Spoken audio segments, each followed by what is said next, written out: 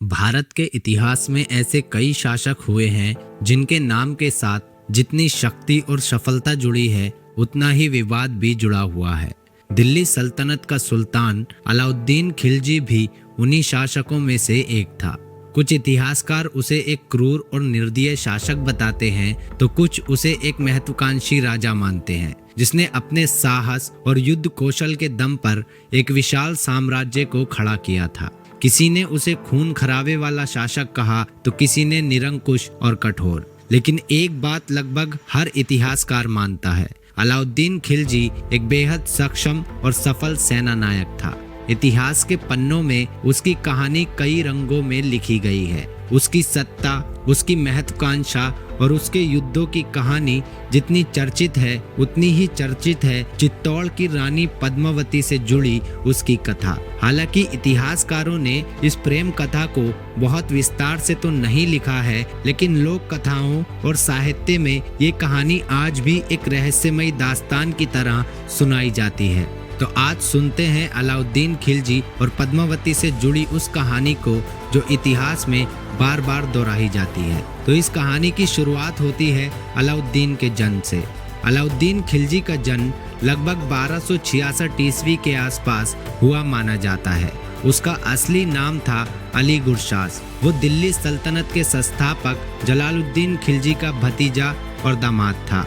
कहा जाता है कि उसे बचपन में बहुत अधिक औपचारिक शिक्षा नहीं मिली थी, लेकिन उसके अंदर बचपन से ही शक्ति, महत्वाकांक्षा और नेतृत्व की तीव्र इच्छा थी। समय के साथ उसने युद्ध कला, राजनीति और रणनीति में खुद को इतना मजबूत बना लिया था कि लोग उसे एक असाधारण योद्धा के रूप में पहचानने लगे थे। अलाउद्दीन खिलजी की महत्वाकांक्षा बहुत बड़ी थी। वो सिर्फ एक सेनापति बनकर खुश नहीं रहना चाहता था। सत्ता हासिल करने के लिए उसने एक ऐसा कदम भी उठाया जिसने पूरे इतिहास को बदल कर रख दिया। सन 1296 ईस्वी में उसने अपने चाचा और ससुर जलालुद्दीन खिलजी की हत्या कर दी और दिल्ली की गद्दी पर बैठ गया। ये घटना उस समय पूरे साम्राज्य में सनसनी की तरह फैल गई। लेकिन गद्दी पर बैठना जितना आसान था, उसे संभालना उतना ही कठिन। सत्ता संभालते ही उसे कई विद्रोह और विरोधों का सामना भी करना पड़ा, लेकिन खिलजी ने अपनी कठोर नीतियों और मजबूत सेना के दम पर इन विद्रोह को कुचल दिया।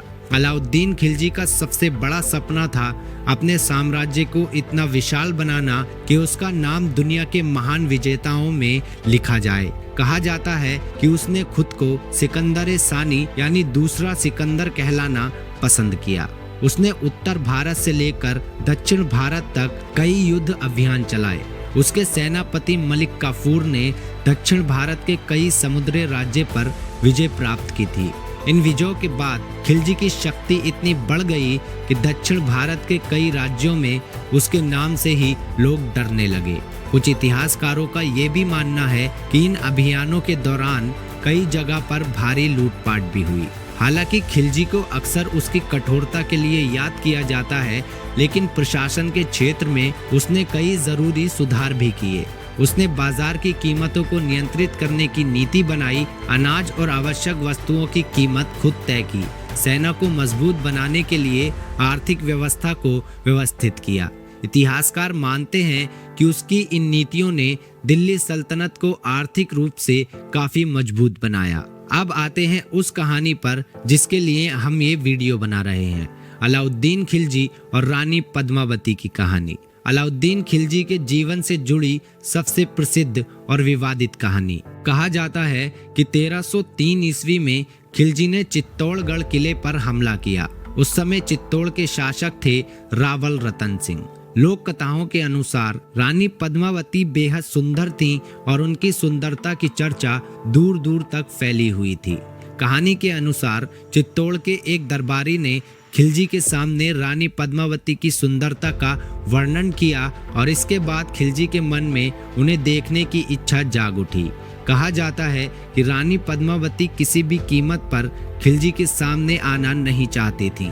काफी आग्रह करने के बाद एक शर्त रखी गई, खिलजी उन्हें सिर्फ आईने में ही देख सकता है। जब खिलजी ने आईने में रानी की झलक देखी तो वो उनकी सुंदरता से इतना प्रभावित हुआ कि उन्हें पाने की इच्छा और भी प्रबल हो गई। इसके बाद घटनाएं तेजी से बदली। कहानी के अनुसार खिलजी ने छल से रतन सिंह को बंदी बना लिया और बदले में पद्मावती को सौंपने की मांग की। हालात इतने बिगड़ गए थे कि अंत में युद्ध ही अनिवार्य हो गया। युद्ध हुआ, कई सैनिक मारे गए और अंत में चित्तौड़ पर खिलजी का कब्जा हो गया। कहा जाता है कि युद्ध में रावल रतन सिंह मारे गए और इसके बाद रानी पद्मावती ने अन्य राजपूत महिलाओं के साथ जौहर कर लिया, क्योंकि वो किसी भी हालत में खिलजी के हाथों में पड़ना नहीं चाहती थी।